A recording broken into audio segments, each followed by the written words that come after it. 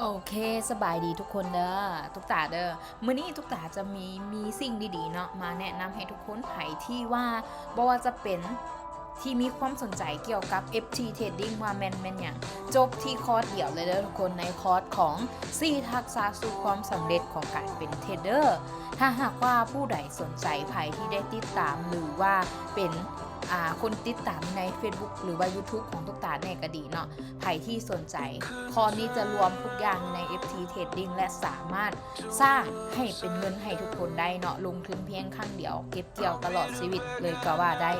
เนาะแต่อยากบ่อยากทุกคนต้องมีการทำเฮียนและเฮียนฮู้เมื่อเข้าใจเฮียนฮู้แล้วเราจะสามารถไปนำใช้ในชีวิตตัวจริงเราหรือว่าเฮ็ดเวียกกับมันได้เนาะสำหรับตัวนี้ซึ่งว่า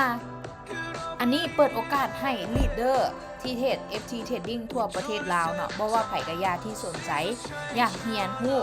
เนาะเกี่ยวกับคอร์สพื้นฐานเกี่ยวกับ FT Trading สามารถเข้ามาเรียนรู้ได้เด้อทุกคนสามารถลงทะเบียนได้กับลีดเดอร์ของแต่ละทีมเนาะแต่ละทางสามารถเข้ามาร่วมได้ทุกคนคอร์สจะเริ่มต้นที่วันที่18เด้อทุกคนเนาะจนไปถึงวันที่21เลยทีเดียวในรวมในคอร์สนี้จะมี4มื้อเนาะจะมีอยู่4มื้อหนึ่งเนาะเราจะเรียนคอร์สบทหนึ่งเนาะจะมีอยู่4วิชาหลักๆเนาะแล้วในการเข้ามานี่ต้องเฮ็ดจังไหนง่ายๆเลยเนาะตัวนี้หันจะทักหาลีดเดอร์เพื่อว่ารับข้อมูลเกี่ยวกับตัวนี้ซึ่งว่าเขาจะมีการลงทะเบียนเนาะใครที่จะเข้ามาในคอร์สนี้ก็คือจะได้เสียค่าลงทะเบียน$10ต่อ1คนแล้วทุกคนเด้อแล้วเขามาเจอกันทุกคนในการสอนในวันที่18ใครสนใจอินบ็อกซ์ใครสนใจ